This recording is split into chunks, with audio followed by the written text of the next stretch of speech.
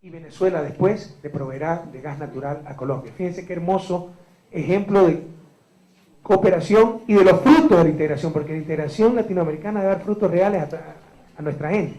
Como también dijo el presidente Uribe, la integración debe traducirse en menos documentos y más gasoductos, ¿verdad? Más obras concretas.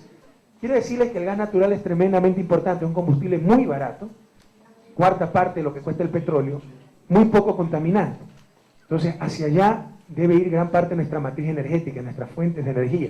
Ecuador no ha hecho absolutamente nada en eso. El descuido de la negligencia ha sido terrible. Cuando en países como Colombia ya hay 4,5 millones de hogares, de los 10 millones que tiene ese país, donde el gas natural llega por tubería a los hogares. Mucho más barato que el gas licuado de petróleo, que son las bombonas que nosotros enviamos a los hogares, subsidiado, dicho sea de paso. Entonces, a nosotros nos interesa sobremanera esta experiencia. Y fíjense, en la visita que ya tuvimos, pudimos ya coordinar con el presidente Uribe, él va a extender el gasoducto que tiene en Cali hasta Popayán y probablemente Pasto. Pero ya Popayán queda a 300 kilómetros de Tulcán. Entonces ya el jueves viaja nuestro ministro de Energía con un grupo de técnicos para ver la manera de extender ese gasoducto hasta Tulcán y empezar a utilizar gas natural. Y Tulcán podría ser la primera ciudad piloto donde por tubería llegue gas natural a las casas y además de donde se nutran los tanqueros para dar gas natural a vehículos. Ojalá podamos generar muchos vehículos, sobre todo transporte público con gas natural, mucho más barato y mucho más amigable al medio ambiente que los derivados del petróleo. Además de eso, empezaremos la exploración de gas natural en el Golfo. Probablemente Ecuador tenga mucho más gas natural, pero en esta muestra de desidia, en los 20, 25 años no se ha hecho nada para la exploración. Es una obra tremendamente importante, ejemplo de los frutos que puede dar la integración y sobre todo para Ecuador, una oportunidad para diversificar su matriz energética en un convenio que afirmamos con Venezuela, Colombia y Ecuador para tratar de extender el gasoducto, sobre todo el que llega hasta Cali, a tierra ecuatoriana. Quiero decir algo importante también. Ese gasoducto se llama Antonio Ricaurte. ¿Quién sabe quién fue Antonio Ricaurte? Claro, un consejero por Pichincha. Pero probablemente ni él mismo sabe de dónde viene su nombre. Es un buen amigo, un gran abrazo a Antonio Ricaurte. Pero, ¿quién sabe quién fue Antonio Ricaurte? El personaje histórico. Algunas veces perdido en la historia, pero que debería ser recordado siempre por todos nosotros, porque su ejemplo fue increíble. Y me enteré que está en el himno de Colombia. Qué bueno que lo recuerden acá instante nuestros hermanos colombianos. Antonio Ricaurte fue un capitán neogranadino, la Nueva Granada era la Colombia de ahora, nacido en Santa Fe, que peleó en las tropas del Libertador. Y en una batalla muy grande en San Mateo era donde había una de las haciendas del Libertador, comandada por el propio Libertador. No todas las batallas fueron comandadas por el Libertador. El Libertador pues tenía obviamente sus comandantes, ¿no? Urdaneta, etc. Pero esta sí comandada por el propio Libertador, ¿ya? Contra el que comandaba toda la campaña realista contra los patriotas, que era Boves, un canario me parece que era, español, sanguinario, semi-ignorante, tenía hasta antecedentes penales, etc. Pero cuando llegó la revolución, todos estos aventureros se convirtieron en jefe. Este era el de la guerra a muerte, es decir, no aceptaba prisioneros, heridos, a todos los asesinaba dentro de la iglesia, etc. Comía con los comandantes derrotados y después los mandaba a ahorcar. Era un tipo desquiciado, ¿no? Bueno, esta batalla de San Mateo era clave para impedir que sigan avanzando los realistas y tomen Venezuela, tomen Caracas básicamente. El Libertador se hallaba en inferioridad de fuerzas y estaba siendo derrotado. Y una columna española los rodeó y en una acción sorpresiva se iba a tomar el parque es donde se tienen las municiones, los explosivos, etc. Eso hubiera determinado la derrota de los patriotas, porque no solo que no iban a tener las municiones y explosivos para combatir, sino que eso iba a pasar a manos de los españoles y lo iba a hacer mucho más fuertes. Y ahí estaba el capitán Antonio Ricaurte al mando de un grupo de hombres defendiendo el parque. Y de repente el capitán les dice, retírense. Los hombres sorprendidos obedecen la orden de Antonio Ricaurte. ¿Y qué hace Antonio Ricaurte? Rodeado de centenas de españoles, prende fuego al parque y se vuela junto al parque. Es decir, se inmoló por la independencia. Pero eso logró darle la vuelta a la batalla. Boves tuvo que retirarse y dejar más de 1000 hombres en el campo de batalla, muchos de ellos caídos fruto de la explosión del parque realizada por Antonio Ricaurte. Así que nunca se olviden del nombre Antonio Ricaurte, y así se llama el oleoducto nunca se olviden del ejemplo de amor por la libertad, de sacrificio extremo de gente como Antonio Ricaurte, como Francisco de Miranda y como Ernesto Che Guevara, compañeros.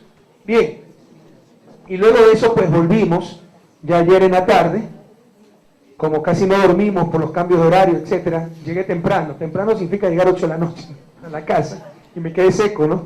Hasta el día de hoy, donde venimos de celebrar los 40 años del Liceo La Condamine, una felicitación nuevamente para ese liceo, y estamos ahora aquí de las 10 de la mañana rindiendo cuentas al pueblo ecuatoriano. Bueno, como he hablado mucho, algunos 3 o 4 puntos rápidos. Primero, parece que van a expulsar a la pequeña Angélica, ¿se acuerdan?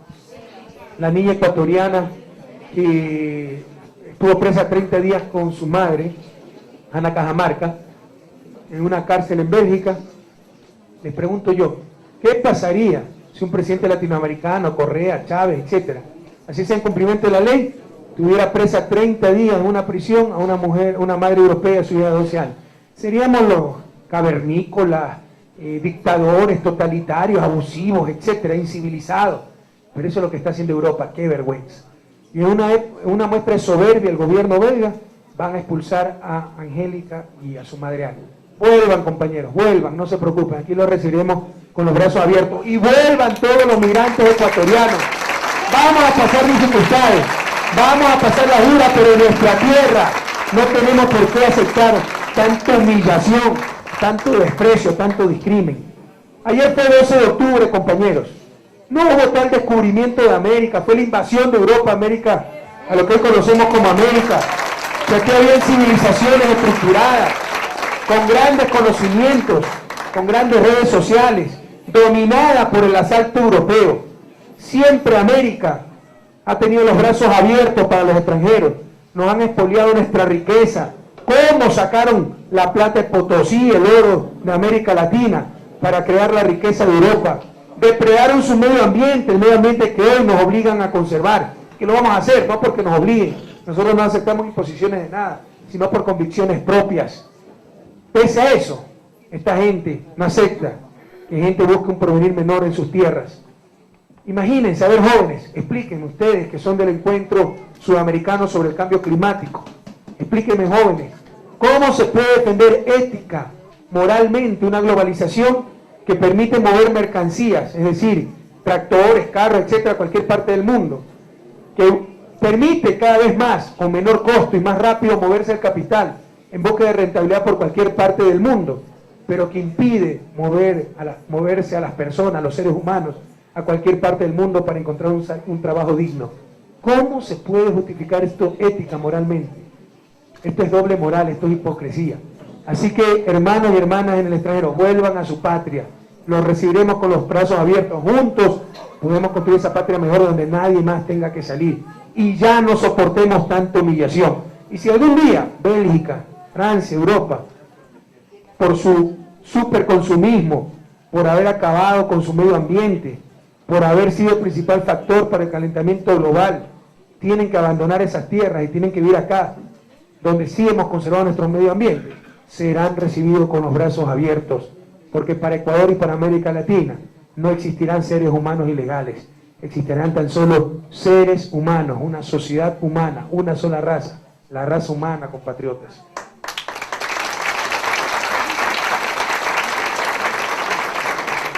Una mala noticia y una pena, el paro en Santa Elena. Les pedí a los compañeros peninsulares, no hagan paros, superemos esa cultura del paro y la medida de hecho.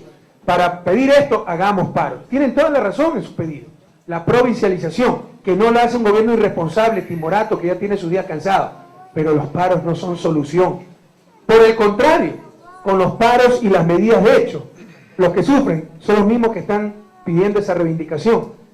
El gobierno nacional, que pierde ingresos de tributos, etc. La comunidad, que en el caso de Santa Elena, vio disminuido el turismo. Perdemos todos los ecuatorianos, excepto aquellos contra los que sería la protesta, que es el Congreso. Porque los congresistas van a seguir recibiendo sus dietas, sus honorarios, etcétera, y se dan por aludidos. No más esa cultura de paro y medios de hecho. No vamos a tolerarlo más. Lastimosamente tendremos que empezar acciones legales contra los dirigentes del paro de Santa Elena. Su pedido es justo, cuidado. La provincialización, No lo ha hecho un Congreso cobarde, pero la respuesta no es un paro con el que perdemos todos. Así que lastimosamente los dirigentes de ese paro tendrán que recibir las sanciones legales pertinentes y le repito, a Santa Elena, Santo Domingo, la Amazonía, todos han recurrido a medidas de hecho en búsqueda de reivindicaciones legítimas, pero por el camino equivocado. Este gobierno, el gobierno de la Revolución Ciudadana, no aceptará más paros ni medidas de hecho, y aquellos que hagan esta clase de medidas tendrán todo el peso de la ley. Se los sancionará con todo el rigor de la ley. No más paros, y tengo que decirles con todo cariño, pero sí con tristeza, a los compañeros peninsulares, los hemos apoyado en esta lucha, hemos estado junto a ustedes, pero esta es una gran decepción. Les pidió el presidente de la República que no hicieran paro, y lo hicieron. Realmente me siento decepcionado, compañeros. Los vamos a seguir acompañando en la lucha, pero sentimos como que sí, nos dieron la espalda en esto. Les pedimos que no hicieran paro, que si el Congreso cobardemente no aprobaba la provincialización de Santa Elena, la Asamblea, donde el gobierno tiene mayoría, lo iba a hacer. Era cuestión de esperar unos días y se fueron al paro. No permitiremos más este sistema de paros, nunca más esta cultura de paros. Sí, a una democracia participativa, a la movilización festiva, cívica. Por ejemplo, el día martes, cuando el gobierno tiene que tratar la provincialización de Santa Elena, que vengan miles de peninsulares, le damos todas las garantías, para que festivamente estén afuera del Congreso, obligando a los congresistas a cumplir su deber. Pero ya no esto de bloqueo de vías, donde inocentes pagan las consecuencias, quemar llantas, etcétera, eso no lo volveremos a permitir, y qué lástima que los peninsulares, asusados por ciertos dirigentes, hayan recurrido a estas prácticas, dando la espalda al pedido que le hizo el presidente y el gobierno. Desde el 30 de septiembre se vive una nueva época de esperanza, de alegría. No caigamos en esos errores de recurrir a estas medidas de hecho y de paro, donde todos salimos perdiendo, menos aquellos contra los que protestamos. En este caso, el Congreso, que sigue tan campante y va a recibir sus dietas y sus honorarios. Repito, este gobierno, el gobierno de Rafael Correa, no va a permitir más paros. Y si la gente, porque incluso en la península obtuvimos una votación inmensa que nos apoya, cree que se va a imponer con paros y medidas de hecho, mejor pídame la renuncia, que me vaya a mi casa antes de permitir este desorden, esta desorganización, estos abusos que nos hacen perder a todos y a todas, que no hacen patria, destruyen patria, compatriotas.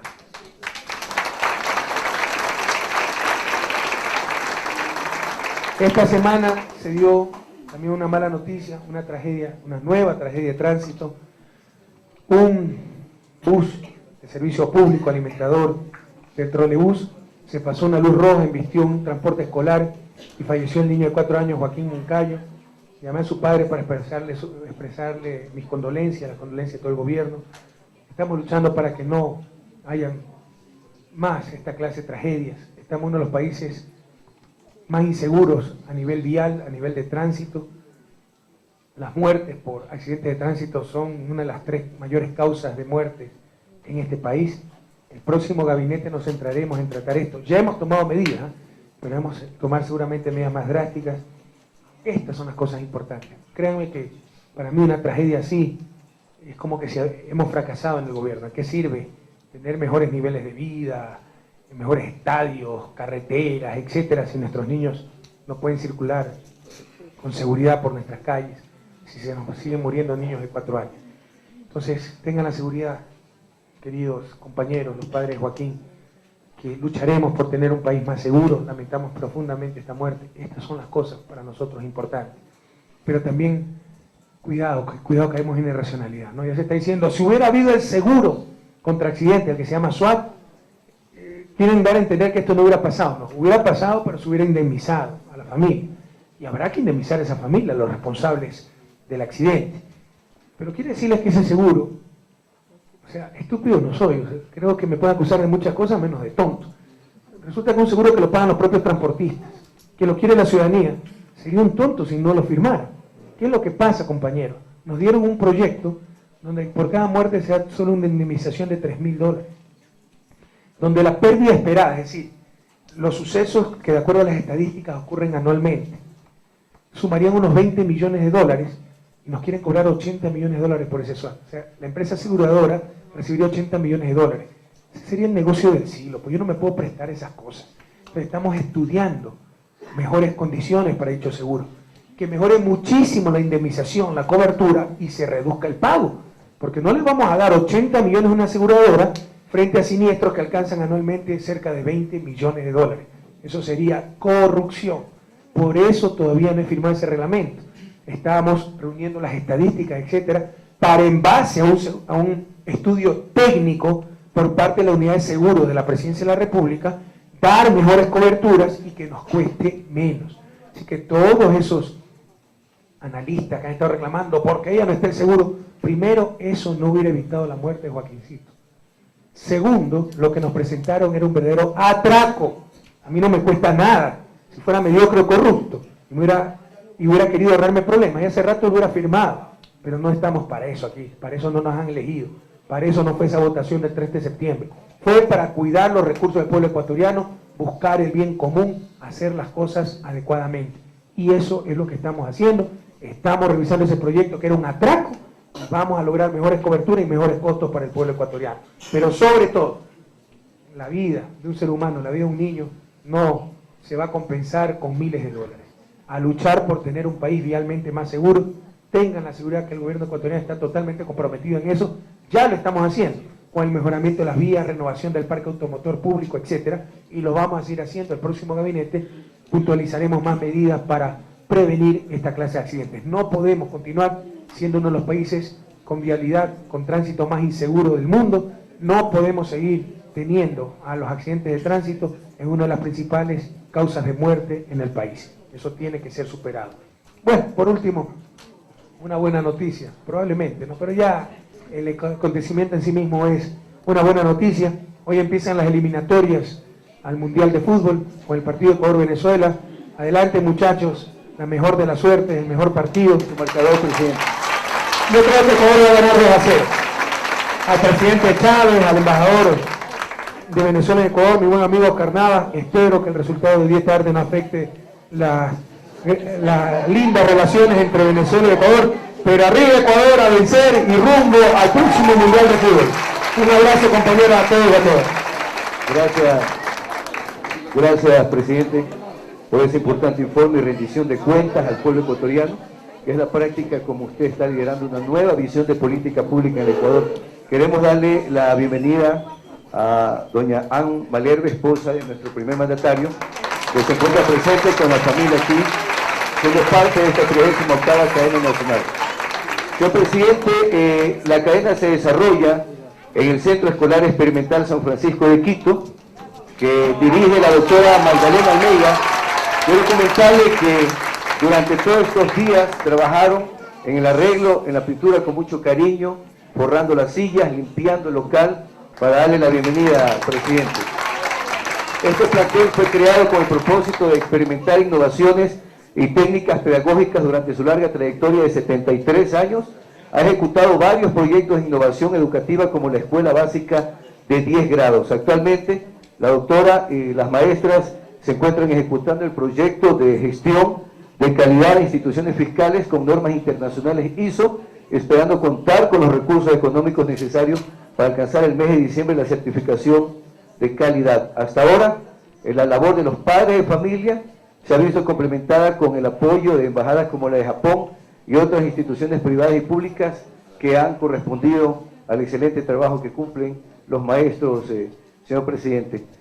Invitados para el día de hoy, queremos indicar, tenemos al licenciado Wilman Iván Sánchez León, compañero periodista nacido en Gonzamaná, en la provincia de Loja, hace 48 años, es licenciado en comunicación, registrado en la Unión Nacional de Periodistas, ha participado en diplomado en comunicación en América Latina, en el Instituto José Martí de La Habana, Cuba, en el año 2000, también en un curso de comunicación y relaciones internacionales, organizado por la Flaxo, por la CIESPAL, en el año 2005.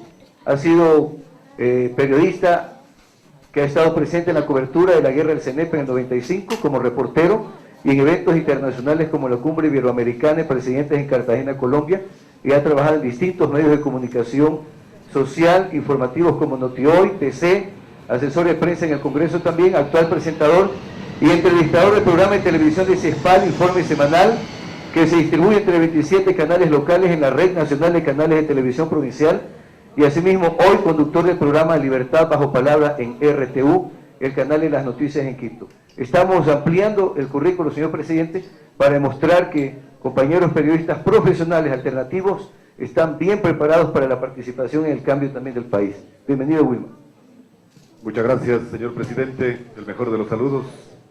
No sin antes agradecerle la gentileza por permitirnos participar en este diálogo con la comunidad ecuatoriana. El mejor de los saludos también para este grato auditorio que nos acompaña en esta mañana. Señor presidente, más allá de las importantes gestiones cumplidas por usted durante esta última semana, como bien lo ha resumido, hay temas que corresponden a la responsabilidad de los funcionarios, en este caso de quienes participaron en las últimas horas, en diálogos con el sector de la banca. Me refiero a representantes del gobierno, tanto del Banco Central como de la propia Superintendencia de Bancos, bajo la búsqueda de aquel objetivo que aún se torna esquivo, quizás por la posición de no una participación, quiero decir, como debe ser de la banca, más expresiva, más espontánea, más hacia la búsqueda de una solución, específicamente a la reducción del costo del dinero. Pregunto yo, presidente, el gobierno está empeñado en regular al sistema financiero ecuatoriano, pero ¿qué apertura ha dado la banca hasta ahora? Gracias, presidente. Gracias, Wilma. Bueno, es fácil decir de labios para afuera que están dispuestos a dialogar y a bajar los costos del dinero, pero nuevamente con la frase que me gustó tanto del presidente Uribe, más paletas y menos tilín tilín, ¿verdad? Más hechos y menos palabras. Ya ellos hubieran podido hace mucho tiempo reducir los costos, y lo que tenían era costos draconianos de los servicios, de las comisiones, del propio dinero con la tasa de interés, y bueno, el respaldo incondicional de las supuestas autoridades de control. Todavía lo tiene, ¿verdad? El superintendente pues está totalmente entregado a los banqueros. Y por si acaso ese es otro que tiene que entrar a la galería de los caretucos, ¿no? Porque después del fracaso vergonzoso de la ley que él apoyó y todo eso, debería haber presentado hace rato la renuncia. Pero ustedes saben cuánto gana ese pobre hombre, ¿no? Como $8.000 en su vida lo va a volver a ganar. Más bonito, se acaban de dar un bono de 4,5 millones en bonos de aniversario. Así son de caradura estos señores. Entonces va a tratar de sacarle el máximo provecho los días que le queden en el cargo, porque sus días están contados. Una de las primeras cosas que va a pedir a la Asamblea Nacional Constituyente es que cambie este señor, que es una verdadera desgracia. Recuerden que lo propuso nada más y nada menos que Sociedad Patriótica y Luis Almeida. Y entre otras cosas, le entregó a Luis Almeida el manejo de liquidación de Filambanco, ¿no? Así son como se maneja esa vieja política, esa clase de gente con los repartos, etc. En todo caso, en estos momentos, estrictamente hablando, no tenemos mecanismos legales para obligar a la banca a bajar sus costos. Entonces, si en una muestra de buena voluntad ya verían ellos bajar sus costos. En todo caso, con la Asamblea sí les podemos ordenar eso, sí podemos hacer las reformas legales. Entonces, ojalá, o sea, su pregunta fue, ¿cuánta apertura ven a banca? Aparentemente mucha apertura, pero es fácil dialogar y no hacer nada. Ya queremos ver en los próximos días resultados, que empiece a bajar el coste de servicio, que empiece a bajar la tasa de interés, que empiecen a traer la plata que tienen fuera, que empiecen a hacer un fondo común en vez de tener cada uno sus fondos por afuera, etc. De no ser así, la Asamblea Nacional Constituyente, después de votar ese superintendente de banco, que es una verdadera desgracia, una vergüenza para el país, tendrá que legislar para que, ya por medio de regulación, como usted bien ha dicho, se los obligue a bajar la tasa de interés y a reducir el costo de los servicios. Entonces esperamos estos días, vamos a ver si las buenas intenciones expresadas se traducen en hechos concretos, si el tilín tilín de los heladeros se traduce en venta de helados, ¿ya? O si no, la Asamblea tendrá que intervenir directamente. Señor presidente, se busca, evidentemente, como usted lo ha señalado, la reducción de las tasas de interés. ¿Hay todavía paciencia o será la Asamblea Nacional Constituyente, inclusive como alternativas de fusionar al Banco Central con la propia superintendencia para que sea un solo organismo el que regule la fijación de aquello? Pero paralelamente también hay la necesidad de la repatriación de las inversiones externas de la banca. Y sobre este punto, en realidad, también cuánto énfasis pone el gobierno a propósito de estos diálogos que mantiene con el sector bancario. Si usted revisa el proyecto de ley que fue negado por el Congreso, destrozado por el Congreso la ley de justicia financiera, y adoptó con la influencia de la superintendencia, los banqueros, de este señor Ramiro Galarza. ¿Sí se acuerda quién era Ramiro Galarza? Ese era el asesor de los congresistas. ¿Sí se acuerda o no? Para que vea lo importante que fue el candidato asambleísta por la Unión Demócrata Cristiana. Imagínense, si ese era el más simpático, ¿cómo serán los otros? Bueno, ¿saben cuántos asambleístas sacó la Unión Demócrata Cristiana? 0. Hay que ser magnánimos en la victoria. Pero recuerden que estos sacaron una propaganda burlándose del presidente de la República, ¿verdad? Y ahí está la respuesta del pueblo ecuatoriano. Pero sepan quiénes son estos señores. Este señor fue el que asesoró a los banqueros para sacar la nueva ley financiera, que no disminuyó los intereses, los aumentó, pero tuvo su merecido en las elecciones. En todo caso, nosotros en ese proyecto de ley original, el que rechazó el Congreso, hablábamos del Fondo de Liquidez para la banca. Hoy la banca, miren, como ya no hay bancos, ya no emite dinero el Banco Central. ¿Cuál es una de las funciones del Banco Central cuando se tiene moneda nacional? Respaldar a la banca. Si es que hay un banco en problemas, toda la gente va a sacar su platita, no hay suficiente plata en los bancos. La banca se fundamenta en la confianza de que no todo el mundo al mismo tiempo va a sacar su plata. Si no, no hay la plata. Porque él capta plata por medio de depósitos y coloca plata por medio de créditos. Pero ese es el sistema bancario. No tiene que tener toda la plata guardada, si no colapsaría la economía.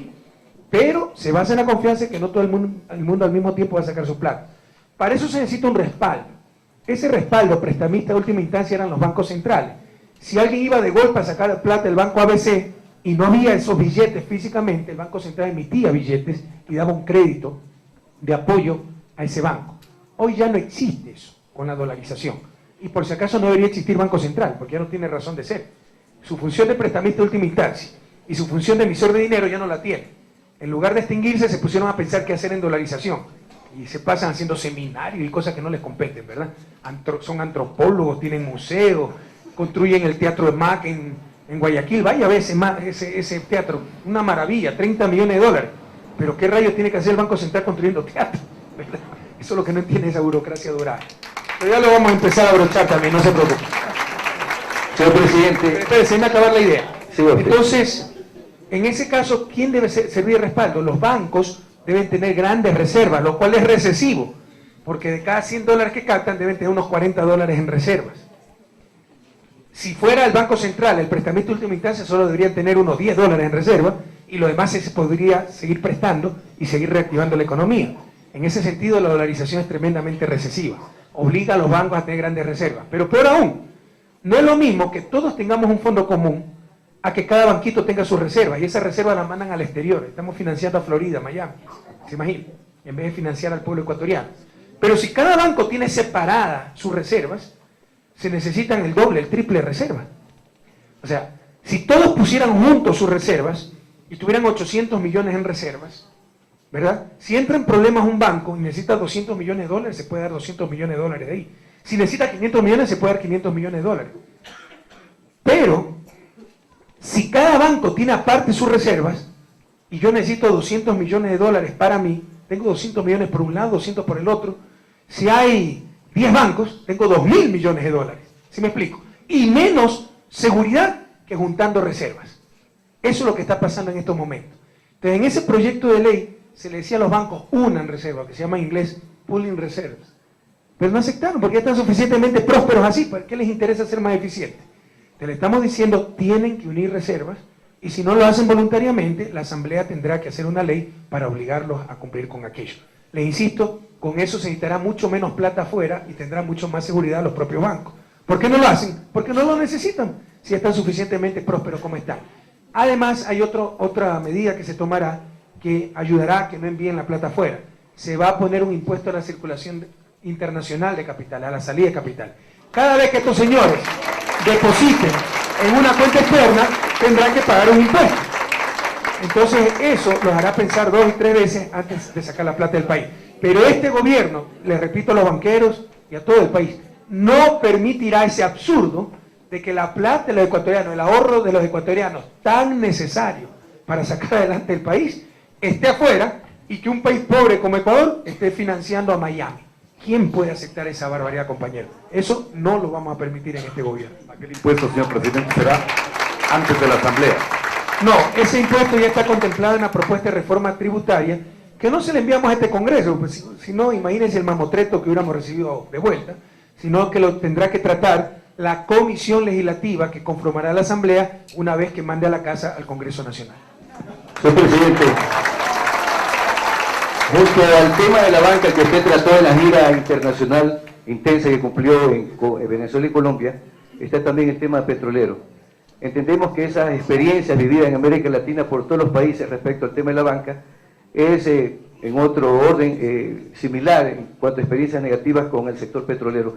Se está tratando de crear en consenso y complementación y solidaridad, como usted plantea, como el gasoducto, por ejemplo, algún tipo de legislación que recoja las experiencias y permita que los países latinoamericanos también tengan fortaleza.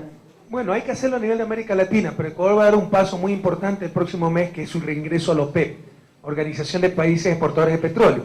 Precisamente, ¿cuál es una de las grandes ventajas de regresar a la OPEP? La información, saber qué están haciendo los demás países. Por si acaso, Arabia Saudita, el principal productor del mundo, toda la producción petrolera es pública, empresa estatal, Kuwait también.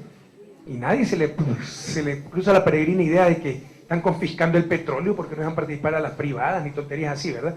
Entonces tenemos que estudiar, sacar provecho de todas esas experiencias, y esa es una de las grandes ventajas de regresar a la OPEP. Entonces no hablamos de construir una legislación, por supuesto sí de cooperación, para nuevos contratos petroleros. Si las empresas petroleras no están de acuerdo con el contrato, con el decreto que reparte las utilidades extraordinarias, les enfatizo esa palabra, extraordinarias, no se están rompiendo los contratos. Los contratos garantizan rentabilidades de 20-22%, eso lo están teniendo. Lo que no pueden tener es rentabilidades de 200-250% con nuestro petróleo, porque se han cuadruplicado los precios del petróleo.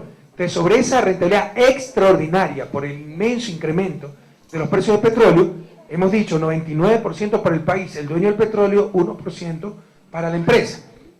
Si no están de acuerdo con esa repartición, bueno, podemos firmar un nuevo contrato, y para esos nuevos contratos sí nos vamos a asesorar de técnicos, en este caso venezolanos, pero de otros países de la región que ya han tenido experiencia en esa renegociación.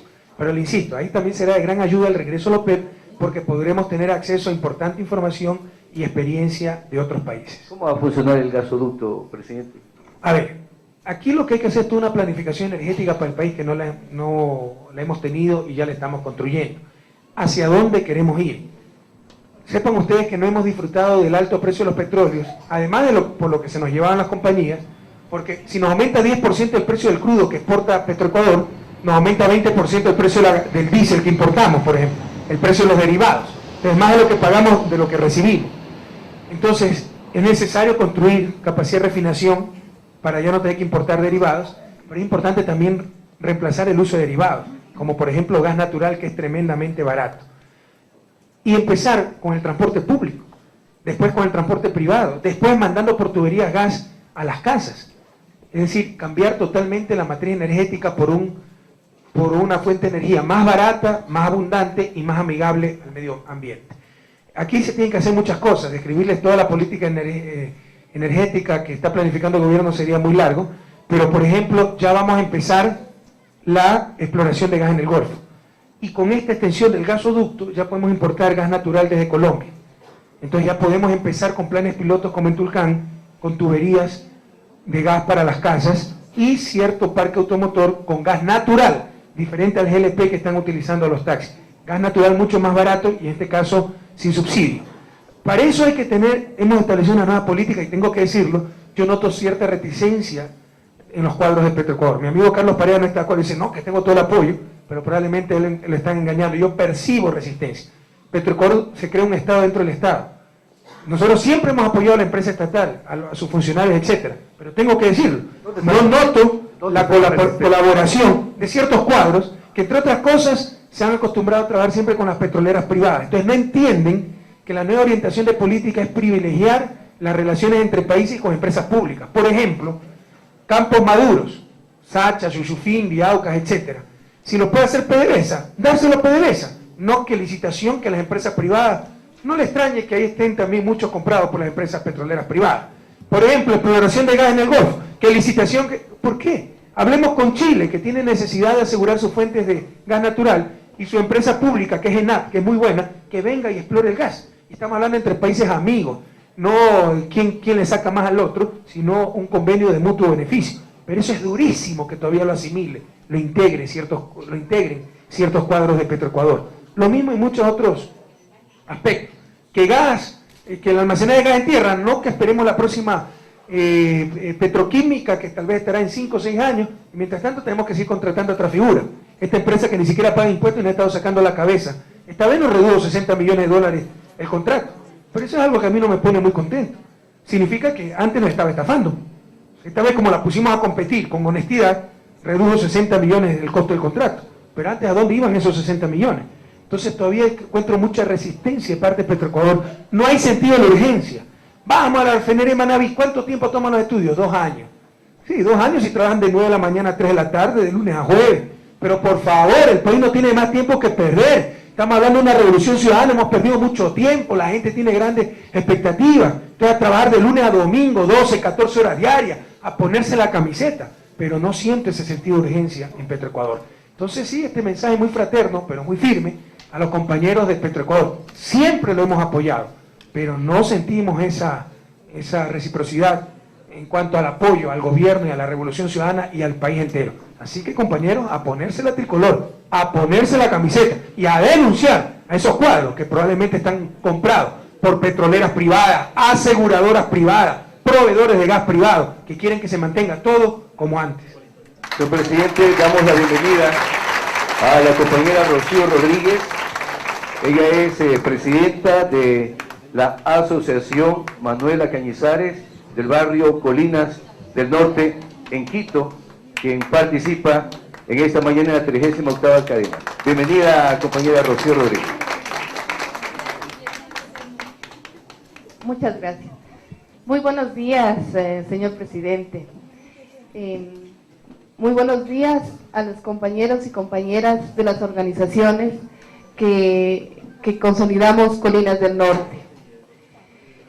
Es un placer estar aquí en esta reunión donde nos hacemos presente el barrio Colinas del Norte. El año anterior usted nos visitó cuando aún todavía no era candidato a la presidencia. Hoy le queremos decir, señor presidente, reciba un saludo especial de quienes conformamos el barrio Colinas del Norte y una de las organizaciones sociales como es Manuela Cañizares, Manuelita Sáenz y Siglo XXI. El barrio Colinas del Norte es un barrio urbano marginal de Quito, en la que abarca en su seno a más de 5.000 familias. Nos hemos organizado en algunas organizaciones que actualmente estamos. Como comprenderá usted, le queríamos hacer en nombre de la comunidad de Colinas del Norte una sola pregunta. ¿De qué manera su gobierno nos puede ayudar en nuestra organización, ya que carecemos de recursos económicos para desarrollar los proyectos especialmente que benefician a nuestros hijos, para crear microempresas donde las mujeres podamos trabajar en nuestra propia comunidad?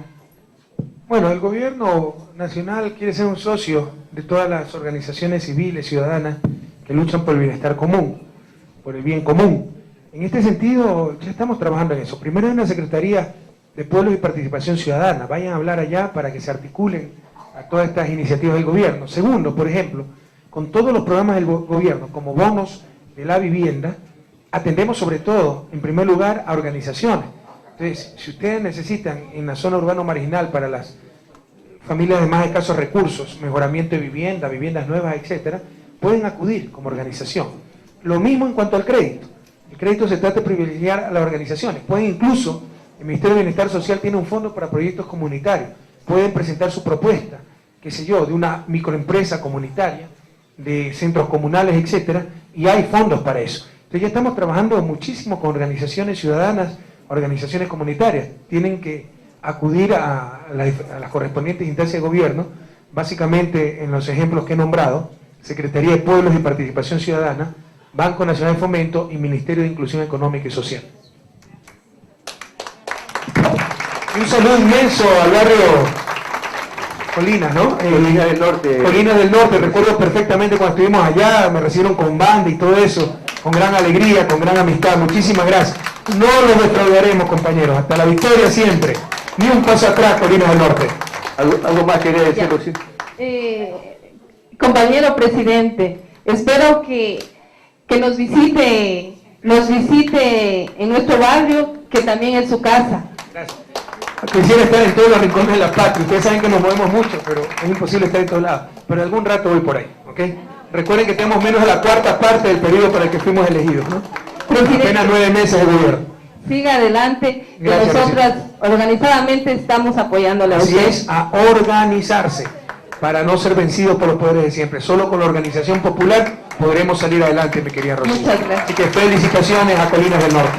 Señor presidente, damos la bienvenida al compañero Edison Lima, presidente del Frente por la Dignidad de los Jubilados del Ecuador, un sector muy importante de nuestro país, y nuestra solidaridad, don Edison, por el fallecimiento del hermano jubilado que falleciera en un accidente, señor presidente, cobrando su pequeña pensión. Estaba Muy buenos cruzando días. la vía. Bienvenido. Señor presidente, un saludo muy atento de parte de los que hacemos del Frente por la Dignidad y Derechos Humanos de los jubilados, pensionistas y tercera edad en el Ecuador.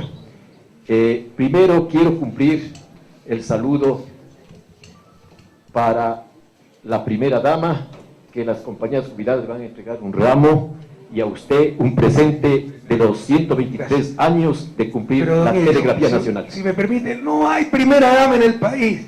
Porque si hay una primera dama implica que hay segundas, terceras damas, todas son primeras damas. Olvidémonos de esos códigos antiguos, esquemas antiguos. No solo eso. A ver, ¿quién me explica democráticamente por qué mi esposa debe tener un título porque yo salí electo presidente de la República? Eso es antidemocrático. Los cónyuges de los funcionarios elegidos por votación popular no deben ocupar ningún puesto, no deben tener ningún título. Eso sería nepotismo oficializado. Así que Ecuador no tiene primera dama, tiene millones de primeras damas, compañeros. Muy bien, entonces, la señora Ann de Correa, un saludo muy especial de los jubilados. La compañera va a entregar el presente de los técnicos de telecomunicaciones, que es el ejemplo de responsabilidad y disciplina en nuestro trabajo.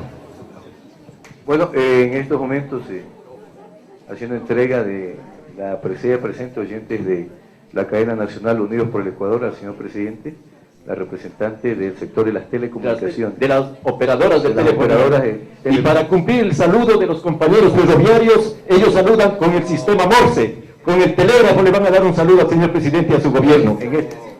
Ya. Sí. En estos momentos. Sí, está enviándose en clave Morse, el viejo sistema del telégrafo. Un saludo al primer mandatario, representantes precisamente del sector de los jubilados, de este sistema de comunicación. Presente.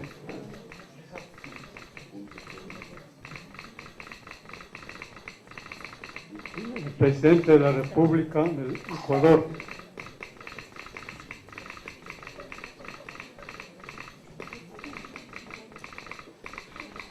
Los jubilados de telecomunicaciones.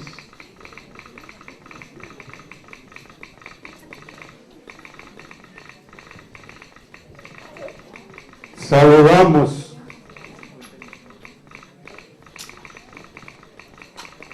y agradecemos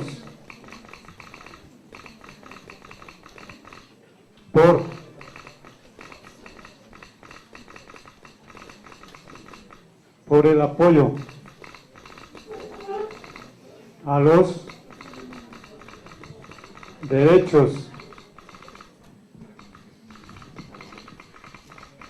sociales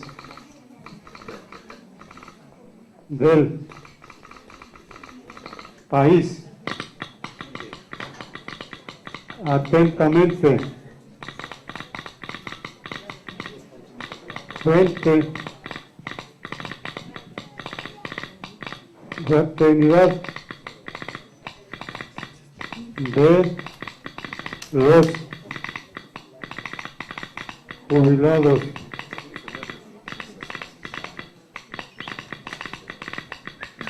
Quito,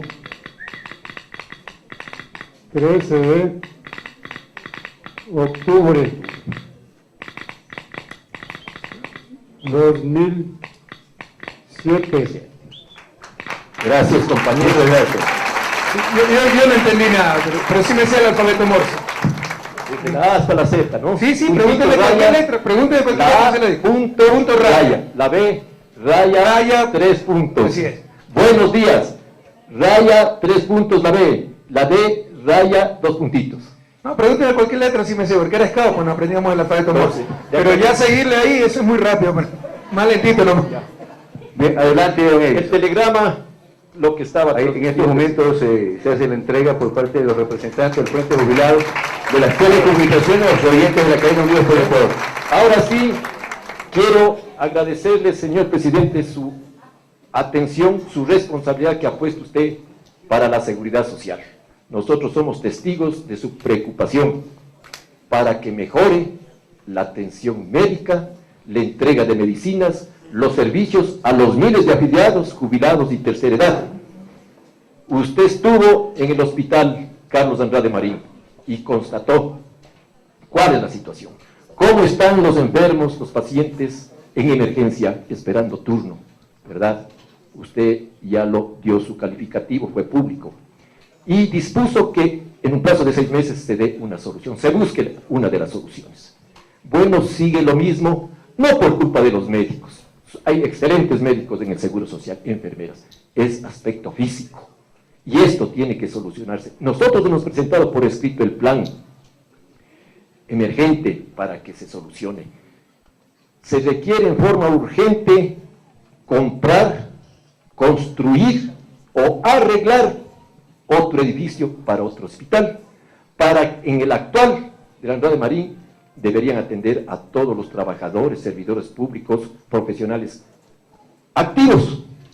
Y en el otro hospital para todo lo que es jubilados, tercera edad, con la atención médica correspondiente y la rehabilitación especializada. Esa es la solución. Eso requiere buena voluntad y aspecto ético para trabajar. Usted ya dio ese plazo, queremos conocer, bueno, qué ha acontecido, pero la solución es esto.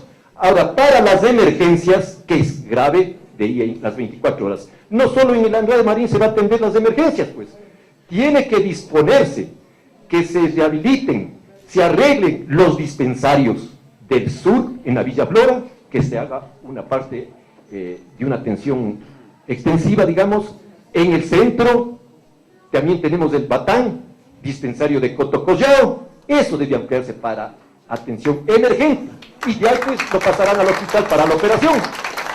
Lo mismo debe hacer en las demás provincias, esta es la situación. El aspecto de las medicinas, sigue el problema, dicen que es por falta de presupuesto. Bueno, usted, señor presidente, tiene que ayudarnos a los miles, 1.500.000 afiliados entre activos y jubilados, que se compren las medicinas genéricas, que son más económicas, en los países amigos, que usted tiene buenas relaciones, por su trabajo responsable, lo van a apoyar. Y que no se compren aquí estas medicinas genéricas que son falsas inclusive, y que cuando llegan ya están caducadas. Entonces, esta es la primera parte, señor presidente, sobre la salud, y quiero hacerle conocer la atención de los pagos de pensiones y las décimas a los jubilados. Causa una de estas de la demora del fallecimiento del compañero Luis Alfredo Andrade. Mire, señor presidente, los jubilados venimos sufriendo para reclamar las pensiones. Queremos que usted nos ayude a solucionar ese pago de la deuda y que conste en el presupuesto el rubro correspondiente para la mejora de las pensiones del 2008, que sea en el mismo monto que usted nos ayudó en el 2007, un promedio de 30, 28, 26 dólares. Pero tenemos un problema, el pago de las décimas. La 13ª remuneración del mes de diciembre no se nos paga hasta el momento completo, 10 meses, cuando la ley dice que se pague hasta el 24 de diciembre. Solo a los jubilados no se les paga, nos están adeudando 30, 25 y 20 dólares. por nuestras marchas y concentraciones y visitas al señor ministro del Trabajo, él ya ha dispuesto, pero son 9 meses, la 14ª remuneración que consta en el artículo 113 del Código del Trabajo, gran problema. No se pagó el 15, sino que dijeron que van a consultar para que a los jubilados les paguen el próximo mes, cuando la reforma del Código del Trabajo indicó que se pagará un mes antes, ¿verdad? Porque se inician las clases antes, el 13 de agosto, el 15 de agosto, no se nos pagó el 15, esperamos el 20, en las cuentas tampoco, y por nuestras presiones y una orden del señor ministro, que está aquí, pusieron después de varios días. Nadie de los jubiladitos se enteró de esto, quedaron en sus cuentas, y de ahí radica que al mes que van a cobrar los compañeros más pobrecitos, que no tienen cuentas bancarias, ¿qué es lo que acontece? Ellos cobran en servipagos, porque no tienen dinero para sacar una cuenta. Ahí acontece que les indican, ya devolvimos el dinero al seguro, son como 5,000 jubiladitos. Van, dice, porque hay la orden solo 4 días, 4 días si no cobra, retorna. Ahora regresa al Seguro Social, la plata y dice, si en 4 días hasta el viernes no cobran, se congela. Eso fue la causa de que tenían que madrugar los jubilados, no porque los jubilados quieren estar molestando, tenían que estar desde las 3 de la mañana para que alcance hasta el viernes poder cobrar. Eso es en concreto, señor presidente, es la realidad que usted comprenderá. El asunto económico es fundamental para siquiera comprar las mismas medicinas que necesitamos para la subsistencia familiar, porque con $200 no es una canasta ni de la pobreza. Entonces nosotros le pedimos encarecidamente, porque a usted sí le van a escuchar, le van a oír las autoridades. Gracias, don Edison. Finalmente, quiero cumplir para solucionar todos estos problemas. Se necesita una buena administración del IES, una modernización. Aquí le entrego el proyecto de modernización del IES, donde consta la actualización de la Constitución de la República, para que usted se digne estudiarlo y recomendarlos a los señores asambleístas que ganaron en forma mayoritaria. Le entrego este proyecto hecho en 6 meses por los jubilados. Muchas gracias. Y dígnese ponerle la firmita de recibido. Y muchas gracias. Gracias a usted, don Edison. Bueno, primeramente un inmenso abrazo a todos los jubilados de la patria. Como usted le indicó, don Edison, algunas veces nos olvidamos las cosas fácilmente, pero recuerden que este gobierno asumió el 15 de enero, ya el 31 de enero teníamos que presentar el presupuesto, es decir, nos lo dejaron hecho el presupuesto, nos dejaron $1.200 millones en atrasos, y aún así logramos aumentar 14% en promedio las pensiones jubilares. Quiero decirles que eso tiene impacto en el presupuesto, porque el gobierno subsidia 40% de esa pensión. Es decir, si el costo de incrementar las pensiones es 200 millones, el Estado tiene que dar de esos 280 millones de dólares. Y esto es importante también tener en cuenta, porque cuando conviene a cierto grupo, recuerde usted que el seguro es autónomo.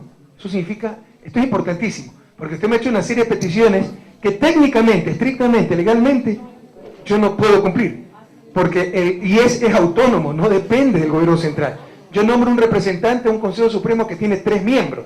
Si se ponen 2 de acuerdo, bloquean cualquier iniciativa del presidente, y de hecho eso ha estado sucediendo. Y tengo que confesarlo abiertamente, porque ya estamos trabajando también para remediar eso. No hemos avanzado todo lo que hubiéramos querido avanzar en seguridad social en cuanto al IES, precisamente por bloqueo de miembros del Consejo Supremo. Y hay un representante empresario que lleva ni sé cuántos años, que es toda una ficha, y lo siguen nombrando los empresarios.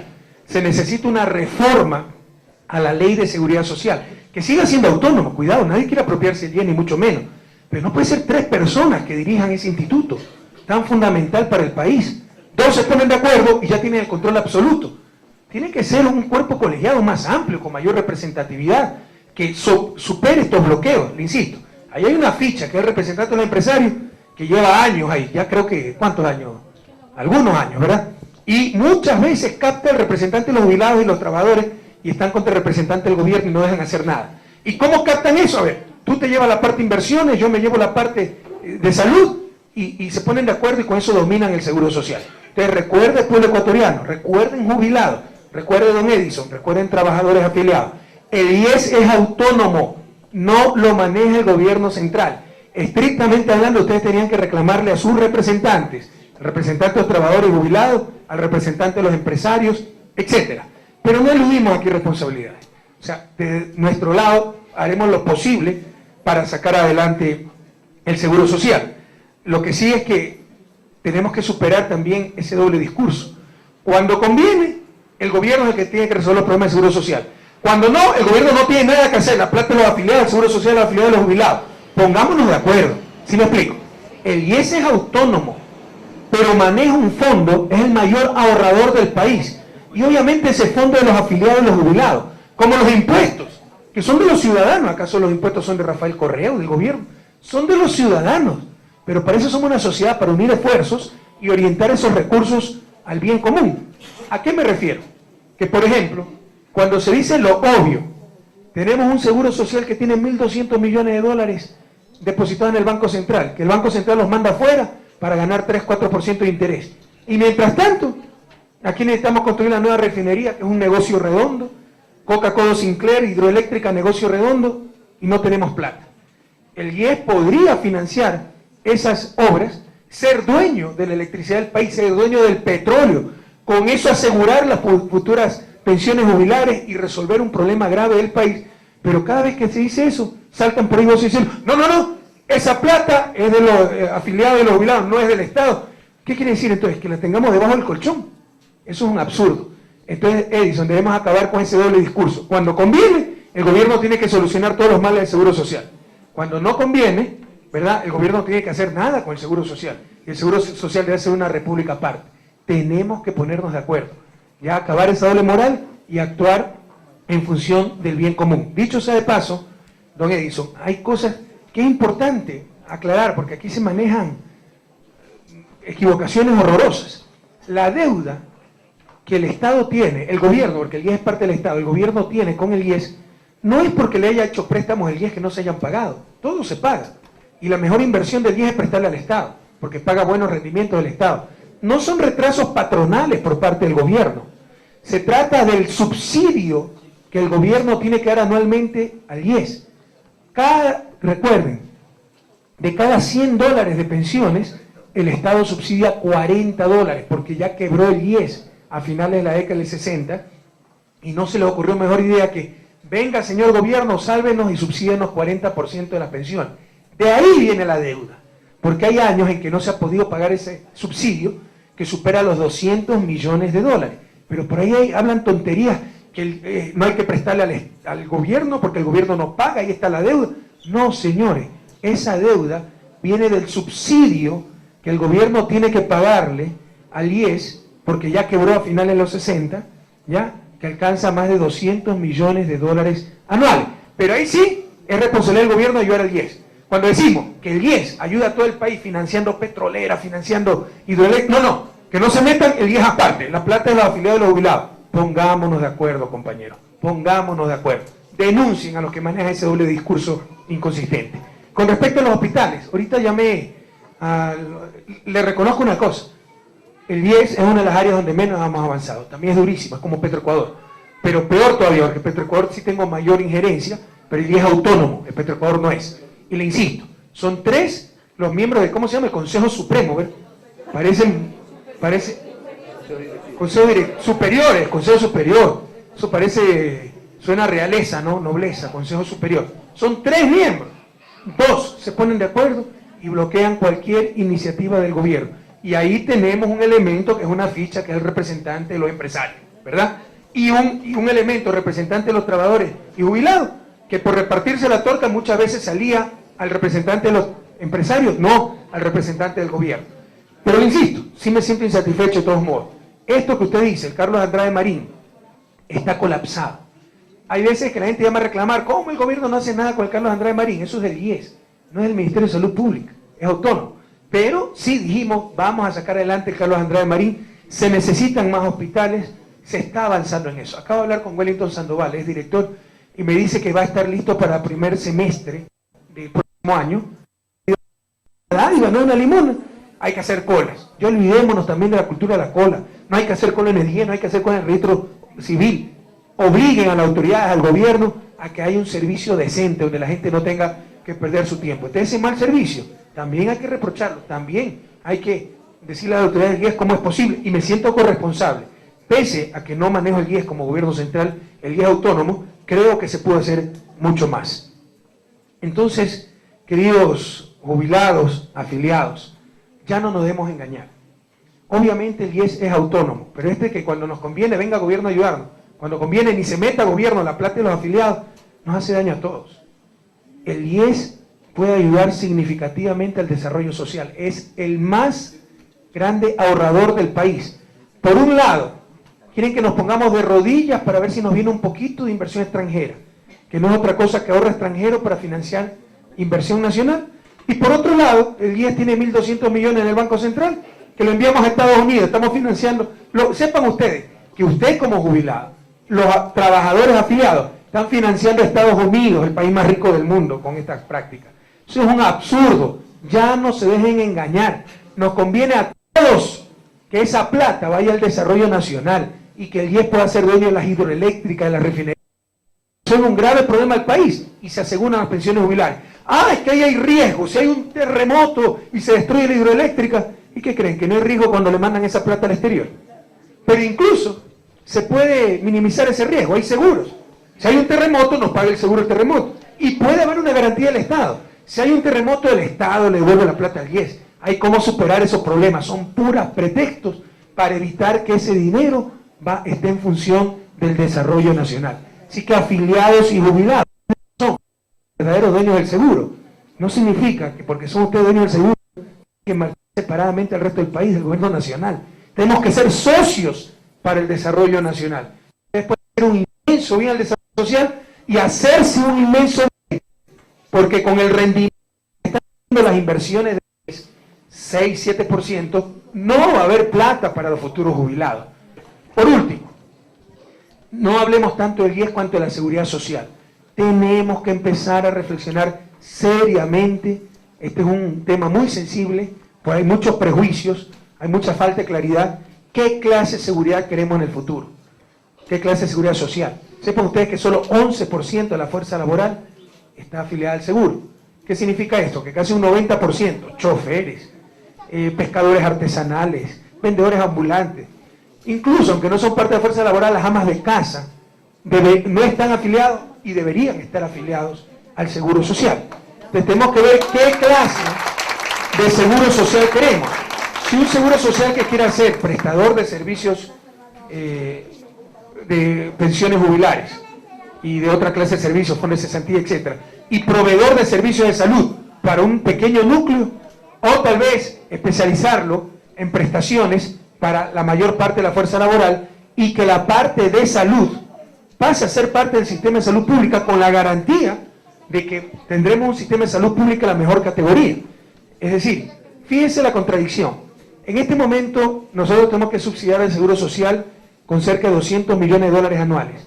Y el sistema de salud del seguro social le cuesta cerca de 400 millones de dólares anuales.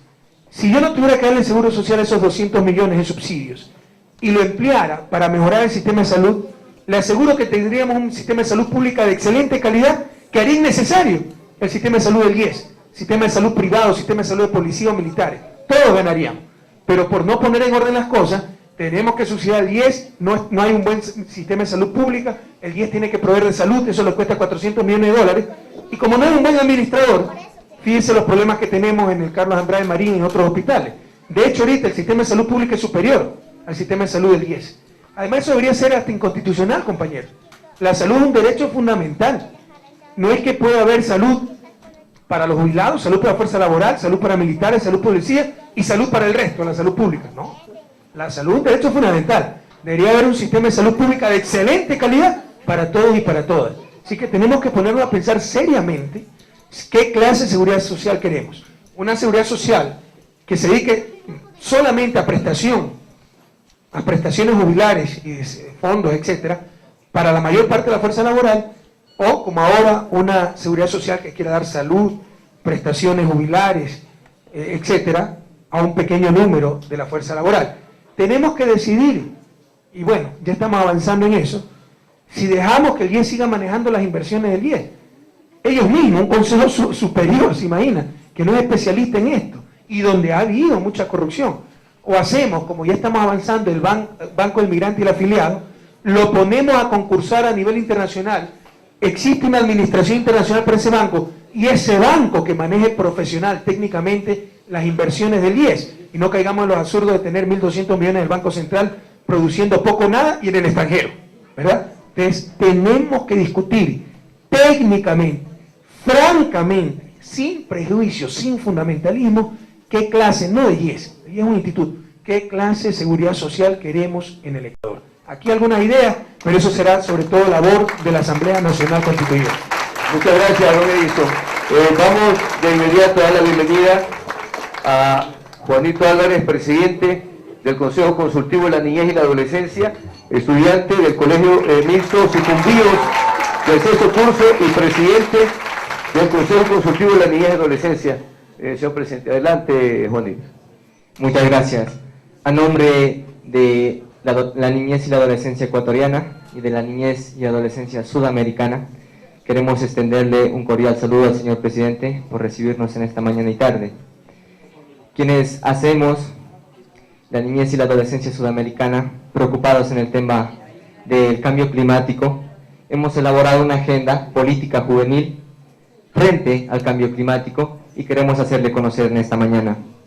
Nosotros, los representantes de Sudamérica, apoyados por el Instituto Nacional de la Niñez y la Familia, INFA, apersonado en Janet Sánchez, la directora y presidenta del INFA, como la ministra del Ministerio de Inclusión Económica y Social, que nos han apoyado mucho en todos los aspectos técnicos para elaborar este encuentro que se ha desarrollado desde el 11, 12 y 13 de octubre del 2007 en el marco del Encuentro Juvenil Sudamericano, mismo que tiene como tema específico el cambio climático, donde ponemos ponencias de nosotros como niñez y adolescencia, por qué estamos preocupados en este tema y por qué nos importa mucho, porque este no es un tema que solo me va a afectar a mí o va a afectar a la niñez y a la adolescencia ecuatoriana, sino es un tema a nivel internacional.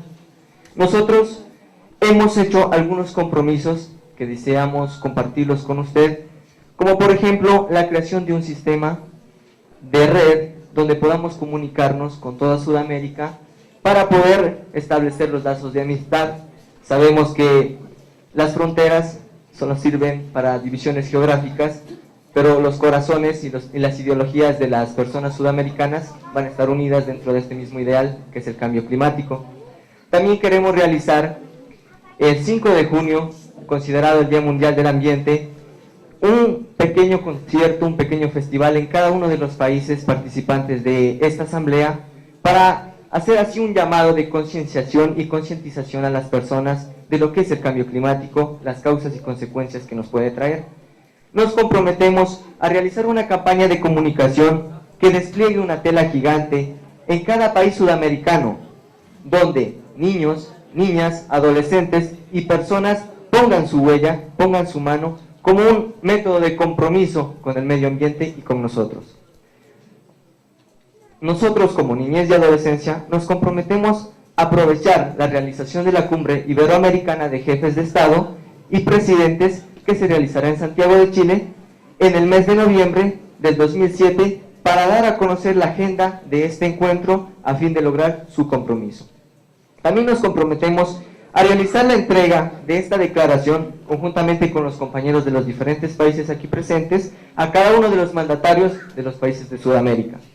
Además, nosotros como jóvenes sudamericanos frente al cambio climático presentamos a nuestros gobiernos las siguientes demandas: crear y fortalecer el marco jurídico adecuado para controlar y penalizar la corrupción como una de las alternativas para poder obtener recursos económicos y destinarlos al cuidado y prevención del deterioro del medio ambiente.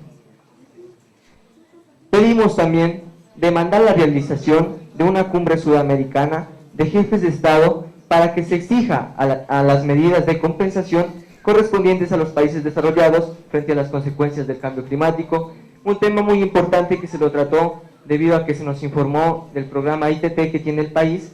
Entonces nosotros como la niñez de adolescencia sudamericana hemos creído conveniente que debería tratarse este tema. También pedimos y exigimos a los gobernantes de la región el fortalecimiento económico de los organismos encargados del tema ambiental de nuestros países. Señor presidente, esta agenda ha sido formada por 9 países sudamericanos más el Ecuador, países como Argentina, Bolivia, Brasil, Colombia, Chile, Paraguay, Uruguay, Venezuela y los anfitriones, Ecuador. Gracias, Juanito. Señor presidente. Señor presidente, Felicitaciones, Juan. Felicitaciones, adelante. Me alegro que los jóvenes empiecen a preocuparse de esto. Por si acaso, el cambio climático es el mayor peligro que se ha cernido sobre la humanidad en toda su historia. De no controlar ese problema, la humanidad puede sencillamente desaparecer. Es más peligroso que la carrera atómica y todas esas cosas. Todos podemos desaparecer. Y todavía hay algunos que discuten el cambio climático, el calentamiento global. Para mí ya no hay nada que discutir. Vayan nomás al Cotopaxi y vean cómo ha retrocedido el glaciar.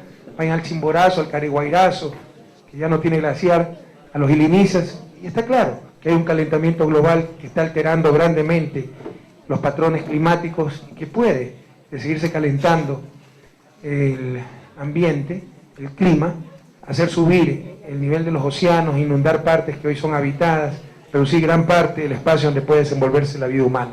Entonces, felicitaciones, me alegro mucho que se estén preocupando de esto, ojalá les haya ido bien en el foro que tuvieron. La próxima semana hay un foro también organizado por la comunidad andina, estaremos inaugurándolo. Bueno, entre otras cosas, mi querido Juan, una de las buenas noticias es que nosotros tenemos ya estructurado ese Consejo de Niñez y Adolescencia. ¿Cuántos países más de América Latina lo tienen? Entonces, a todo esto, ninguno. A todo esto derrotista, acomplejado, que siempre vienen que Noruega y que esto, por favor, Juan, repítele, que Ecuador es el único país de América Latina en tener adecuadamente estructurado el Consejo de Niñez y Adolescencia. Y agradecemos a usted, señor presidente, por darnos la oportunidad de estos espacios de participación donde la niñez y la adolescencia ponemos nuestras ideas. No tienen nada que agradecerme a mí, por el contrario, agradecerle a ustedes, porque también, por si acaso, fue conformado en este gobierno, ¿no? Porque para nosotros son prioridad los niños y adolescentes. Nos dieron un hermoso ejemplo de democracia y diversidad, porque entre los 5 miembros del Consejo, elegidos democráticamente, no hay nadie de Pichincha o de Guayas, hay de la Amazonía, de Esmeralda, etcétera, pero los niños nos dan un ejemplo de cómo acabar con el bicentralismo, compañero. Entonces, felicitaciones. Cambio climático, te insisto, Juan, ten el total compromiso de este gobierno, somos conscientes de los peligros que enfrentamos, no somos los culpables de esto. Los culpables son esos países del primer mundo que ya depredaron su medio ambiente y que siguen depredando lo poco que nos queda y que más encima meten presos a la gente por ir a residir en sus lugares, ¿verdad? Y después nos dan cátedra de moral y buenas costumbres. Perdóname que me indigne. Estas cosas son realmente intolerables, indignantes. En todo caso, tú sabes que el gobierno nacional está completamente comprometido con el cuidado del medio ambiente. Somos un gobierno profundamente ambientalista. Creo que el pueblo ecuatoriano no se ha dejado engañar. Alguna vez nos inventaron un holocausto tiburonero, que a cambio de votos habíamos sacrificado a los tiburones, cuando en realidad por primera vez se estaba construyendo un sistema de control para la pesca incidental del tiburón. Ya está en la estadística, desmintiendo, no existe ninguna matanza de tiburones, los controles siguen mejorando, etcétera. Somos un gobierno profundamente ambientalista. Somos líderes a nivel mundial en políticas energéticas y política ambientalista. Los primeros en decir, mantenemos el petróleo en tierra, con lo cual se conserva ese parque nacional, esa biodiversidad, y se evita el dióxido de carbono que producirá la quema de esos combustibles fósiles, pero obviamente exigimos corresponsabilidad. Y eso fue algo que tú tocaste. Seguir insistiendo en la compensación.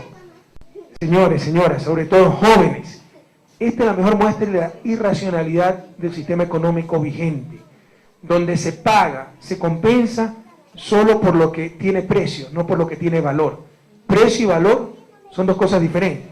Cuando Facundo Cabral canta, lo importante no es el precio, sino el valor de las cosas, ¿verdad? Pobrecito mi patrón, piensa que el pobre soy yo. Yo canto horrible, pero la letra es bonita, ¿sí o no? Escuche esa canción. Pobrecito mi patrón, piensa que el pobre soy yo. Tiene toda la razón, nos está dando una cátedra de economía. Lo importante no es el precio, sino el valor de las cosas.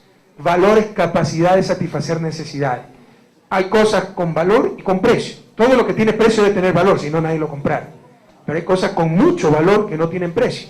¿Cuál es el valor de la amistad? ¿Cuál es el valor de la ciudad? Pero ¿cuál es el precio de la amistad? ¿Cuál es el precio de la seguridad ciudadana? ¿Cuál es el precio del medio ambiente? Pero son cosas con inmenso valor. Nuestro sistema actual, el capitalismo, el sistema de mercado, al que tantas odas le rinden ciertos grupos como el máximo avance de la sociedad, compensa por lo que tiene precio, no por lo que tiene valor. Es decir, Ecuador, si quiere comprarle un tractor a Estados Unidos, tenemos que pagarle por ese tractor, tiene un precio ese valor, ¿verdad? Pero nosotros tal vez generamos el bien más valioso para la humanidad, que es medio ambiente, oxígeno, o la regeneración, si ustedes quieren, del dióxido de carbono, porque llamen de retar algunos ambientalistas por decir, no es el oxígeno lo importante, sino el dióxido de carbono que se reabsorbe, etcétera, por medio de las plantas, ¿ya? En todo caso, sin ese medio ambiente que produce, por ejemplo, el Yasuní, la cuenca amazónica, no habría vida en el planeta. Pero Estados Unidos, que es el principal consumidor de ese medio ambiente, ¿qué nos paga por eso? Absolutamente nada. Porque es un bien con valor, pero sin precio. ¿Y por qué no tiene precio? Porque no tiene capacidad de exclusión. Si yo quiero, fíjense cómo esto exacerba el egoísmo, no el sentido de justicia. Nuestro sistema económico se basa en el egoísmo. Si quiero el tractor de Estados Unidos, ¿cómo? Sin pagar, no puedo utilizarlo, tengo que pagar, tiene un precio, ¿verdad? Si quiero respirar el aire puro del Yasuní, como no tiene capacidad de exclusión, no tengo que pagar para disfrutarlo, así que no pago nada. Tiene valor, pero no tiene precio. Esa lógica económica, por el bien del planeta, tiene que cambiar. El problema es que si cambia, significa que los países ricos van a ser menos ricos y los países pobres van a ser menos pobres. Y ahí sí, cuando les toca el bolsillo a los países desarrollados, se les acabó el espíritu ambientalista, se les acabó el ecologismo, se les acabó todo, ¿verdad? Pero necesariamente tenemos que ir allá. Entonces todos a comprometernos para evitar el cambio climático, pero también eso significa cambiar la lógica económica predominante, compensar la generación de valor, compensar esos bienes ambientales, no solamente compensar lo que tiene precio. Adelante, muchachos, y felicitaciones. Gracias, Juanito. En estos momentos se hace entrega a Juanito Álvarez, presidente del Consejo Consultivo de la Niñez y la Adolescencia, de un presente al señor presidente de la República, la camiseta de la organización. Bien, representante del Consejo Consultivo de la Niñez y la Adolescencia, con la delegación que asistió al encuentro juvenil sudamericano frente al cambio climático, en el que han participado varios países sudamericanos. Señor presidente, llegó la hora del deporte, llegó la hora de el fútbol también. Aquí está presente. Qué orgullo conocerlo. Para los más pequeños no tienen mucho conocimiento de quién fue Polo Carrera. Fue un número 10 extraordinario de la selección ecuatoriana y de Liga de Quito. Pasó casi por todos los equipos de Pichincha, ¿verdad? Liga de Quito, Aucas, Nacional, Universidad Católica. ¿Sí jugó Emelec? Entonces sí fue un jugador perfecto, pues eso no me acordaba. Emelec. Pero fue un jugadorzazo muy hábil y muy inteligente para jugar. Fue el número 10 durante muchos años. ¿Cuántos años, Polo? ¿Cuántos años en la selección? No. En la selección desde el año 1965. ¿De 1965 hasta qué año? Hasta el 83. Imagínense, ¿no? 18 años jugando, el 10 de la selección. Un aplauso para Polo. Una maravilla. El presidente, la invitación para nuestra Gloria del Fútbol, Polo Carrera, se basa también en que está liderando un proyecto de masificación del fútbol. Conoce poco el país esto, y es importantísimo dar a conocer cómo usted impulsó este proyecto hace varios meses atrás, entre varios ministerios. Está aquí presente Polo para darle a conocer al pueblo en qué se basa. Bueno, señor presidente, primeramente un saludo a usted, un agradecimiento por esta invitación, un saludo a la familia y un saludo a los presentes. Desde hace aproximadamente 3 meses estoy trabajando en el Ministerio de Deportes junto al doctor Raúl Carrión, y nos hemos puesto, sí, soy asesor del señor ministro, y lógicamente le he venido a hacer conocer, no le he venido a dar... Medio maleta para el fútbol, señor ministro, Polito, así que tiene que darle una clase. Es bueno. Es buen jugador. Ah, sí. Tú me lo dices de... No, Raúl Carrera era un puntero izquierdo extraordinario. Sí. Y estamos trabajando en este proyecto, señor presidente, usted lo debe conocer. Nosotros estamos impulsando en todo el país las escuelas de fútbol. Tenemos 4 zonas que lo hemos denominado, que el señor Carrión lo ha hecho así, el doctor Carrión, La primera zona es en Esmeraldas, Carchi, Imbabura, Sucumbíos y Orellana. La segunda zona la tenemos en Pichincha, Guayas, Los Ríos, Manabí, El Oro. La tercera zona tenemos en Tungurahua, Cotopaxi, Bolívar, Chimborazo, Pastaza, Napo. Y la cuarta zona está en Azuay, Cañar, Morona, Santiago, Zamora, Chinchipi y Loja. El Ministerio de Deportes ha emprendido este gran proyecto en los 230 cantones que existen en el país. Yo estoy involucrado ahí porque cuando fui consejero provincial hace 4 años, impulsé en Pichincha el mismo proyecto y tenemos en la provincia 10.000 niños involucrados en el proyecto que es de masificación deportiva. Es por eso que el señor ministro, bajo su gran liderazgo, me ha contratado para que esté en el Ministerio de Deportes como asesor y este proyecto trasladarse a nivel nacional. Nosotros ya nos hemos reunido con la primera zona, que es aproximadamente 29 cantones. El gobierno, que esto es prioridad del gobierno nacional, vamos a entregar primero la capacitación a todos los señores entrenadores de las 29 provincias y lógicamente el gobierno y el Ministerio de Deportes entregará el material deportivo que es balones, estacas, conos, arcos, redes, lo que el niño necesita. Es un proyecto de los niños de 6 años hasta 15 años. Este es un gran proyecto de masificación que lo vamos a trasladar a las 230 cantones. ¿Por qué los cantones, señor presidente? Porque los cantones son los más necesitados. Es gente que tiene escasos recursos y el gobierno nacional quiere llegar allá con este gran proyecto. Nosotros vamos a comenzar con la capacitación a los señores entrenadores, después comenzaremos ya la entrega de implementos y se largará este proyecto para que todos estos niños de 6 a 15 años puedan tener acceso a la escuela de fútbol. Tenemos adjunto a eso el proyecto de los niños de diferentes capacidades, que son los niños Downs, los niños sordomudos, y a ellos también va encaminado este gran proyecto. Cada 25 niños de especiales cualidades irán a estas escuelas de fútbol para que con técnicos especiales podremos lograr, como usted dice, la patria es de todos. ¿Por qué no? Los niños discapacitados no pueden llegar a esta gran obra que el gobierno nacional está haciendo. Y ahí hemos dejado una maqueta donde usted ve, es el Río Verde, que hicimos la primera piedra, dejamos la primera piedra con el señor ministro. Este es el Río Verde, en Esmeraldas, donde irán los mejores... ¿Limbabura cuál es? No, en Limbabura lo vamos a inaugurar, dar la primera piedra después de algunos meses, que es en el Chota. Y este proyecto es, ahí está, este proyecto es donde está en Esmeraldas, en Río Verde, donde irán los mejores jugadores de las escuelas de fútbol, no solamente en el aspecto futbolístico, sino en el aspecto de las demás disciplinas deportivas, que es ciclismo, natación. Sí, es un centro básquet, polideportivo. Es un polideportivo donde irán los mejores deportistas para que tengan una capacidad diferente, para que de ahí, ¿quién no puede llegar a ser seleccionado del Ecuador o ser vendido a otro país? Hoy estamos a vísperas de un gran partido de la selección, ir a un tercer mundial que sería excepcional, ¿pero para qué? ¿Y por qué tenemos que trabajar en este proyecto? Porque los niños tienen que capacitarse desde las infancias, de los 6 años hasta los 15 años. Es un gran proyecto que estamos liderando con el señor ministro de Deportes y con un grupo de trabajo que tenemos ahí y con el apoyo que el gobierno nacional, que con su presencia nos avaliza este gran proyecto, señor presidente de la República. Bueno, felicitaciones, Polo. El deporte ya de todos, compañeros. Recuerden que este gobierno creó el Ministerio del Deporte porque para nosotros es fundamental el deporte. Queremos desarrollar a la persona humana en toda su integralidad. Recuerden que la persona humana es mente, para eso se necesita educación, etcétera, es alma, valores, cultura, principios éticos, pero es cuerpo también, y mente sana en cuerpo sano. Deporte es sumamente importante y obviamente una buena salud, pero tal vez la mejor salud preventiva es la masificación del deporte. Y a todos nos pone orgullosos un fenómeno como Jefferson Pérez, ¿verdad? Pero ya basta de que sea por ahí un superdotado que venciendo los obstáculos más grandes, saliendo de la miseria, etcétera, logra las 3 medallas de oro con que nos ha alegrado nuestro campeón Jefferson Pérez. Ojalá que eso sea fruto de procesos masificados, donde tengan todas las oportunidades de muy pequeños, 6 años, 5 años, formarse con la mayor técnica en los deportes de su elección, y que Ecuador sea proveedor de grandes deportistas, pero millares, decenas de miles. No, les insisto, no solo superdotados que venciendo todos los obstáculos logran sobresalir.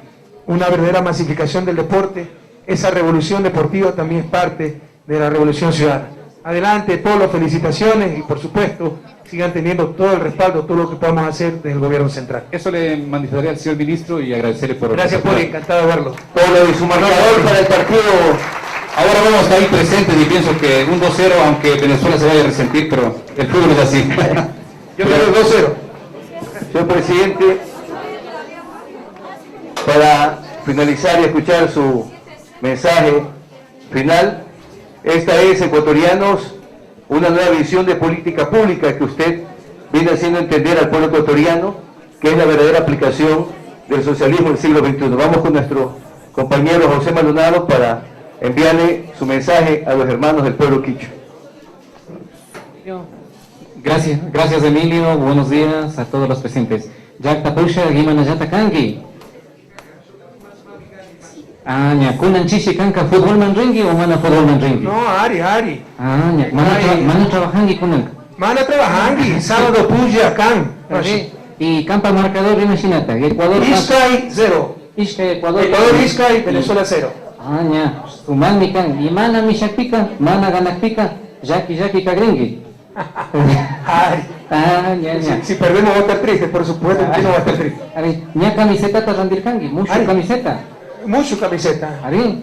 Maipi randir kangi, kajepi o maratón. Maratón Sporti. Allimi kan. Allimi. Chinaka kunanka kikin Ecuador pi, Venezuela pi, Colombia pi, Jan Kashkata, Huilla Grinchi. Pagi. Chinaka lunes punja ñukanchi llakta pushaka karon del espini llankarka payka ashtaka ruranatami charirka. Chinallata ñukanchi llakta pushaka shikan wasi pusha kunawanmi tandanakurka, chay tandanakushka kipaka payka Guayaquilmanmi rirka. Chaypimi tawka tandanakuy kunata charirka. Chaypimi waranga pusapatsa ishkay chunga watapi, octubre killapi iskun punllapi, Guayaquil chayshina kishpi tukushkamanta willarka. Shinaliata chusku chunga wata, Che Guevara wañushka mantapasmi chayshina willarka. Martes punllaka plaza... Le rogamos, por favor, el presidente va a atender una llamada urgente. Por favor, permanezca en su asiento que retorna inmediatamente. Siga, compañero José Maldonado. Shinaka, martes punllaka, plaza centenario a Mishkamán Mirrica, Chaypimi, ofrenda floral Mishkata Rural. Acaba de conversar el presidente e inmediatamente retorna. Le rogamos permanecer en los asientos que tiene que dar su mensaje de despedida al señor presidente, recibir algunas presencias de los niños de la Escuela San Francisco de Quito. Siga, compañero. Shinami, martes punllaka, plaza centenario Mishkama. Pimi, ofrenda floral Mishkata Kurka. Chaypika, ashtaka tiempo también chaypikarka, shinashpami kipayarka. Chaymantami parada militar Mishkamanka, 15 chunga minuto kipayashka chayarka. Chaymantami paika yakirirka y paika mana chashna shinachu kanakan nirka. Kipaka, Ministerio del Litoral Mishkaman. Kipaka, sesión solemne nishka kunamanmi, shikan wasi kunaman rirka chayshina rikungapa gin mashina kashkata. Martes punllaka Guayaquil pipasmi, miércoles punllaka Quito pimi karka. Chaypimi Plaza de la República Nishkapa Hatun Raimiman Rirka, Chaypimi Toachi Pilatón Proyecto Nishkata Shuti Kilkarka. Chaymantami kunanka chay proyecto hidroeléctrico Nishkawanka, mana pichincha payachukanka shinaka Tukuy Ecuador paimekanga nishpami Willarka. Jueves punllaka Pusukimanmi Rirka, Chaypimi Gir Nishkapa Shuhatun Tandanakuyman Rirka, Chaypimi imashina ashtawan chapay kunata allichingapa kulki kunatapas kurka. Chaypimi chapay kunaka shuksuma ali yankanata charina kan nirka. Viernes punllaka ñukanchi llakta pushaka Guajira nishkapimi karka, Río Hacha nishkapi, Ballena pimi chayshina Colombia Venezuela shuk gasoducto nishkata rurakta llankay kallarichirka. Chayshinami tandanakushpa ashtawan hatun ruraykunata rurayushashkata rikuchirka. Shinallata shuk willaykunaka Belgikamanta chay Uchilla wawa Angélica ña llukchi kachashkamantami nirka. Shinallata kayna punlla octubre chunga ishkay kakpi shuk hatun llaki tiyashkamantami willarka. Chayshinami ñukanchi llakta pushaka imashina kay Ecuador llaktapi tiyashkakunata willarka. Shinaka Pagui Emilio. Gracias, José.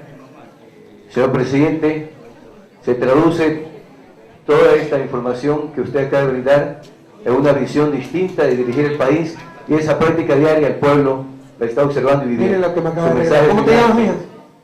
Romina, mira lo que me acaba de regalar Romina. Muchas gracias. representa a la madre naturaleza. Gracias, gracias. Bien, recuerden, a ver, Romina, ¿cuántas nacionalidades, cuántos pueblos originarios tenemos aquí en Ecuador? Si no te preocupes, que mucha gente no sabe. 14, algunos dicen 16, depende cómo los defina, ¿verdad? 14 nacionalidades, muchas de ellas con su propia lengua. La mayoritaria, la lengua mayoritaria en esos pueblos originarios es el quichua, por eso es un deber también dar estas noticias en quichua y eso es lo que hacemos en cada cadena. Bueno, ya me va a recontrarretar Vinicio Alvarado, Willy Ortega, porque hemos tomado 2 horas y media por la cadena. Tenemos que ser más eficientes de mí la próxima vez. En todo caso, creo que nos hemos divertido mucho, a mí me complace mucho, créanme, estar delante de nuestra gente, nuestros mandantes, rindiendo cuentas. Creo que hemos informado lo que se hace, lo que se va a seguir haciendo por la patria. Y solo el mensaje final, compañeros, tengan la seguridad que seguimos trabajando por el país. Cuando empiece a funcionar la Asamblea, de en verdad reformar todas esas estructuras, leyes, etcétera, que tienen que reformarse. Quiero decirles una cosa, para que vean de lo que somos capaces los ecuatorianos.